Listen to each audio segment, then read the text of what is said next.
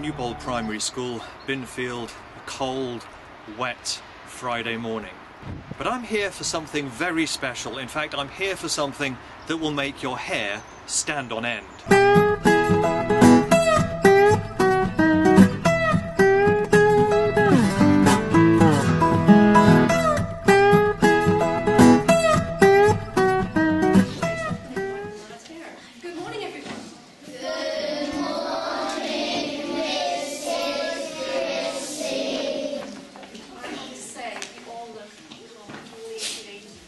Tell me, Luke, do you always come to school dressed like that? No, it was really quite fun to do though. Why is your hair quite so messy today? Because it is our Mad Hair Day, because we have to raise money for Diabetes UK, and my hair's blue, so same colours as Diabetes UK. Yes, that's true. And what else that we normally don't do? What are we doing today, Ben? Mad Hair Day. Okay, I can see. You've got a particular interest in raising money for diabetes. Why is that? Because in the summer when I was diagnosed, since then I kind of wanted there to be a cure, and then if money goes towards it, then maybe sometime in the future there can be. We're doing something called 31 Day January Challenge, where each day in January for 31 days we'll do a challenge themed with something like 31, remember 31 objects, or learn 31 times tables, or some big and small challenges, and sporty challenges and mental challenges. And I've seen your friends today, and they look as mad as you do. Have they really been supporting you? Yeah, it's been, since when I came back in the summer, everyone's been really nice to me and supportive.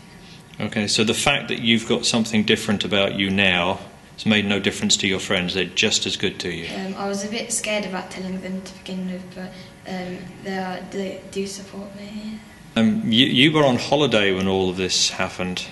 Yeah, well, there were sort of niggling concerns before we went on holiday, but yes, it was when we were on holiday at the end of August that Luke became, particularly poorly.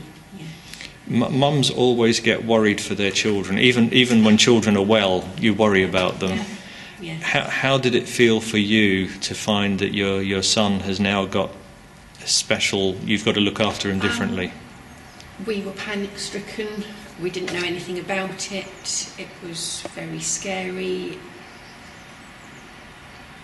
was very difficult, wasn't it? Especially when I came out of hospital. Yes, I didn't really know what was happening in hospital. I think if we'd known what to look out for, we could have prevented it getting to such a serious stage. You've had some months where you've got used to maybe a different relationship with your son. Has it affected the family and the way you are together? Kind of, there's arguments about it. Yeah, I mean, to start with, it was incredibly difficult, and Luke found it, am I allowed to say this? Very difficult to come to terms with, really, and didn't want to talk about it at all. And to start with, it was like, it's not happening, and I'm not going to talk about it. Very different to now, obviously, where it's okay to talk about it now, and actually quite a positive thing. And I can do it better now. Yeah, absolutely. But everything I have to do medication. Yeah, there were changes as well to food and things that we have at home, but we said right from the beginning we'd do that as a family, so that it's not that Luke's eating one thing and we're eating something else. And all of the guidelines we were given about diabetes is actually just based around healthy eating. There's nothing specifically different you have to do. In fact, they advise you not to buy the diabetic foods. They're not particularly good for you. They contain things, lots of chemicals that aren't that great for anybody to take, especially children. So we didn't go down that route. We just, on a normal day, just have healthy, good food. It's still fine for Luke to have treats, and in fact they say don't try and avoid, you know, going to parties or having treats and things, because for a child that makes you feel incredibly left out, and then you really feel like there's something wrong with you, whereas actually if you take the right amount of insulin you can do exactly what any other child does.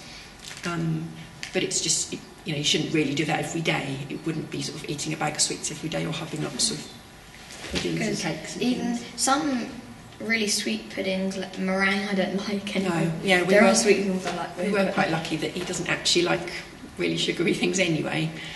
But yeah, it's a change we just made as a family, and it fits in well, doesn't it? Today, diagnosed back in August, or seriously ill back in August, today you look a perfectly normal child, full of life, I suspect more mischievous than you look sitting in that chair there.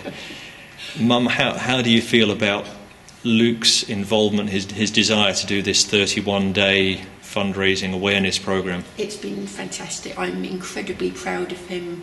I'm incredibly proud that he's prepared to stand up in front of his school and talk about what he's got and how, you know, we can help that.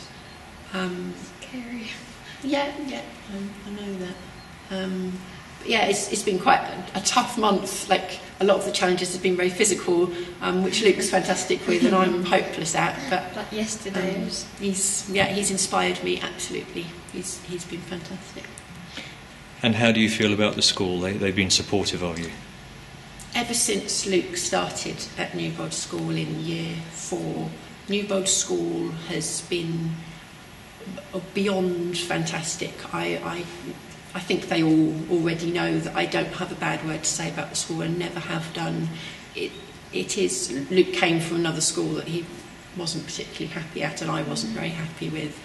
And it was just, you know, words can't even explain how fantastic I think the school is and the teachers. They could never have done more, and for my younger son as well, they're just absolutely fantastic. I don't think I would have done well being as happy as I am now if I stayed at my way. And that's what it's all about. You can't learn if you're not happy, and they make sure all the children are happy all the time.